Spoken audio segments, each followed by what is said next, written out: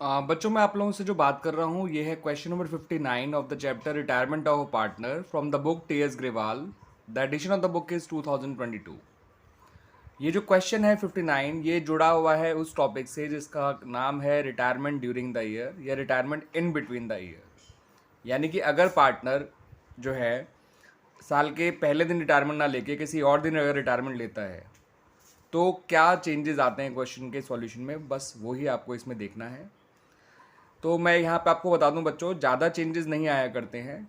बस एक particular change आता है कि आपको रिटायरिंग पार्टनर का उतने पीरियड का प्रॉफिट और निकालना पड़ेगा जितने पीरियड उसने इस साल काम किया। बाकी रिवोल्यूशन का ट्रीटमेंट, गुडविल का treatment, accumulated profits and accumulated losses का ट्रीटमेंट वो सब पहले जैसा ही है। ठीक है बच्चों, तो आइए क्वेश्चन रीड करते हैं। अमित, बंटी और चरण पार्टनर हैं 2:1 के रेशियो में। चरण रिटायर हो गया 30 जून 2022 को, लेकिन ये जो बैलेंस शीट दे रखी है वो 31 मार्च 2022 की है। इसमें आपको कैपिटल दे रखी है अमित, बंटी और चरण की 6 लाख, 6 लाख और 4 लाख। एम्प्लॉयज़ कंपनसेशन रिजर्व या वर्कमैन कंपनसेशन रिजर्व आपको दे रखा है 1 लाख। जनरल रिजर्व दे रखा है 3 लाख। क्रेडिटर दे रखे हैं 1 लाख। ये है लाइबिलिटी साइड। टोटल है आपका 21 लाख। एसेट साइड में बिल्डिंग है 10 लाख, इन्वेस्टमेंट है 1,25,000, स्टॉक है 2.5 लाख, डेटर्स है 4 लाख, बैंक है 2 लाख, कैश है 12 लाख। 1,25,000, नॉट 12 लाख, 1,25,000 और टोटल 21 लाख। यानी आपकी बैलेंस शीट इस तरह से है। ये बैलेंस शीट मार्च की है। चरण रिटायर हुआ है जून में, यानी उसने कम से कम जो है 3 महीने काम किया है। इस नॉट कम से कम, एग्जैक्टली 3 महीने काम किया है during the given accounting year. ठीक है बच्चों, अब क्वेश्चन के बाकी पॉइंट्स क्या हैं वो देख लेते हैं। क्वेश्चन में कहा गया है कि बिल्डिंग की वैल्यू करी गई है 12 लाख, यानी बिल्डिंग की नई वैल्यू 12 लाख है। इन्वेस्टमेंट की नई वैल्यू 1 लाख है। स्टॉक की नई वैल्यू 3 लाख है। रिवोल्यूशन के 3 ही पॉइंट बता रखे हैं। बिल्डिंग 10 लाख की थी, है 12 लाख हो गई तो 2 लाख का फ़ायदा हो रहा है। इन्वेस्टमेंट 1,25 थी, अब 1 लाख रह गई तो 25 का नुकसान हो रहा है। स्टॉक 2.5 लाख था, अब 3 लाख हो गए तो 50 का फ़ायदा हो रहा है। तो ओवरऑल आपका 2 लाख का फ़ायदा बिल्डिंग में हो रहा है, 50,000 का फ़ायदा स्टॉक में हो रहा है और 25,000 का नुकसान इन्वेस्टमेंट में हो रहा है। तो तीनों पॉइंट को आप देखेंगे तो आपका ओवरऑल फ़ायदा 225 आएगा, जो पार्टनर में बांट दिया जाएगा उनके ओल्ड रेशियो में, जो कि 2:1 है। 90,000, 90,000 और 45,000।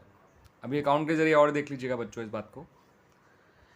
उसमें यह भी कहा है कि जो गुडविल वैल्यू की जाएगी वो 2 years purchase of the average profit of last 5 years. तो गुडविल जो निकाली जाएगी वो पिछले 5 साल के एवरेज प्रॉफिट का 2 ईयर्स परचेज होगा। और उसके अलावा एक पॉइंट और कहा है कि जो चरण का प्रॉफिट है up to the date of retirement वो कैलकुलेट किया जाएगा on the basis the average profit of last 3 years. तो गुडविल के लिए average profit of last 5 years लेना है और चरण के प्रॉफिट के लिए average profit of last 3 years लेना है। इस बात को ध्यान रखिएगा बच्चों। ठीक है बच्चों, तो ये सब पॉइंट्स हैं। अब आइए देखते हैं इसका सॉल्यूशन।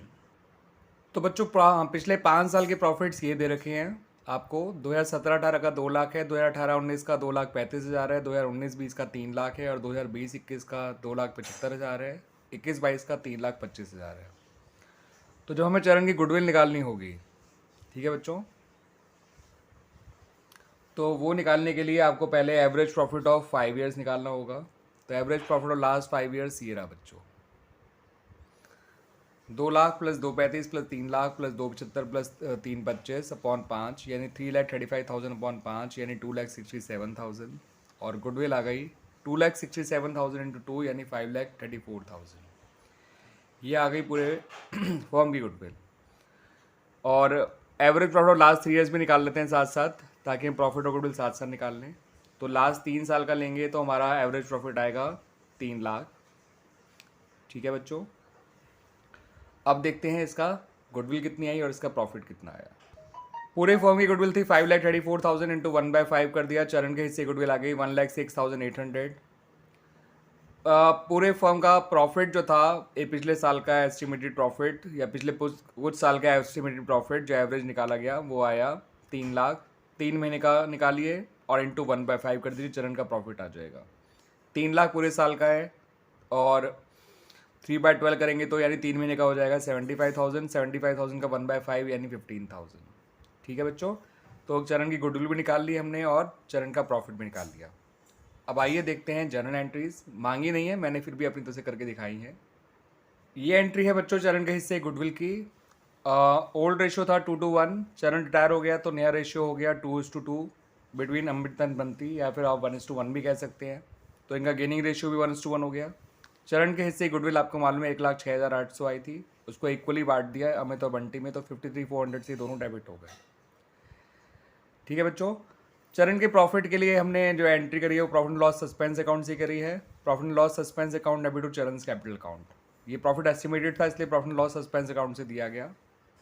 ठीक है बच्चों, तो गुडविल की एंट्री हो गई, इसके चरण के प्रॉफिट की एंट्री हो गई। अब जनरल रिजर्व की एंट्री देख लीजिए। जनरल रिजर्व की एंट्री तो आप पहले से करते ही आ रहे हैं। General reserve debit to all partners in their old ratio. 3 lakh को बांट दिया तो 1:20 और 60 आ गया। एम्प्लॉयज़ कंपनसेशन रिजर्व की एंट्री देख लीजिए। 1 लाख को बांटा 2:1 में तो 40-40-20 आ गया। ठीक है बच्चों, रिवोल्यूशन की एंट्रीज देखेंगे तो आपका इन्वेस्टमेंट में नुकसान हो रहा था तो revaluation gain debit to investment account.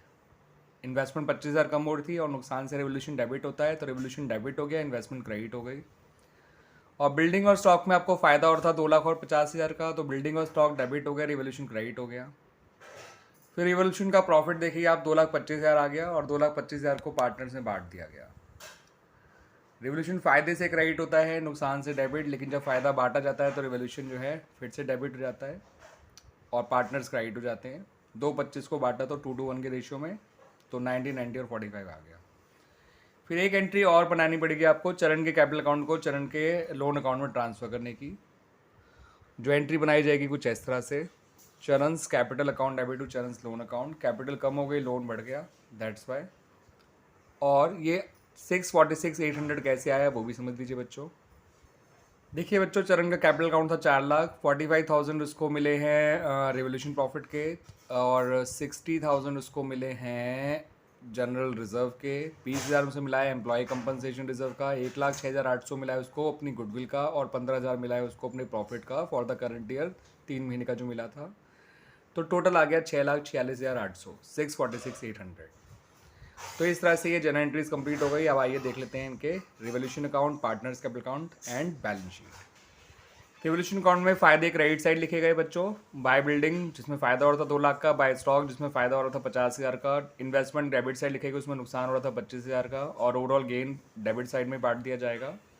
याद रखिए बच्चों, फ़ायदे होते क्रेडिट साइड में लेकिन बढ़ते डेबिट साइड में, नुकसान होते डेबिट साइड में बढ़ते क्रेडिट साइड में। तो गेन ट्रांसफर कर दिया अमित, बंटी और चरण में 90, 90 और 45, और इस तरह से रिवोल्यूशन अकाउंट कंप्लीट हो गया। ये देखिए बच्चों, partners capital accounts, partners capital account की शुरुआत करेंगे ओपनिंग बैलेंसेस से 6 लाख, 6 लाख और 4 लाख। फिर वो सब चीज़ें बांट दिया करिए जो बैलेंस शीट के अंदर है और पार्टनर में बढ़ जानी चाहिए, जैसे accumulated profit and accumulated losses. तो एक्यूमुलेटेड प्रॉफिट्स ही दे रखे हैं, लॉसेस तो कोई नहीं है, जिसमें आपका एक जनरल रिजर्व है और एक ईपीएफ है।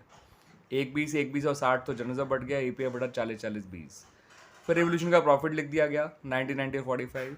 फिर गुडविल का ट्रीटमेंट करने के लिए चरण को क्रेडिट किया गया 53,400 से। अमित ने इतना दिया, बंटी ने इतना दिया उसको, और इन लोगों के अकाउंट में 2 चरण कैपिटल अकाउंट करके 53,400 डाल दिए गए। ठीक है बच्चों, और फिर लास्ट में एक चीज़ जो नई आई है जो इसी क्वेश्चन में है, वो प्रॉफिट एंड लॉस सस्पेंस के थ्रू उसका करंट ईयर प्रॉफिट दिया गया 3 महीने का 15,000, वो लिख दिया गया।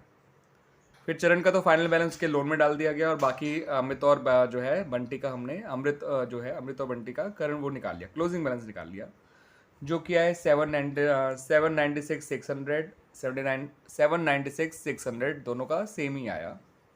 ठीक है बच्चों, तो ये हो गया हमारा partners capital account. Now come to the balance sheet. Balance sheet में देखिए लायबिलिटी साइड में कैपिटल्स आ गए अमित और बंटी की। 796,600, 796,600 दोनों की इक्वली थी, तो दोनों जोड़कर आ गया 15,93,200। चरण का लोन लिख दिया गया 646,800, उसके अलावा creditor as it is 1 lakh आ गए।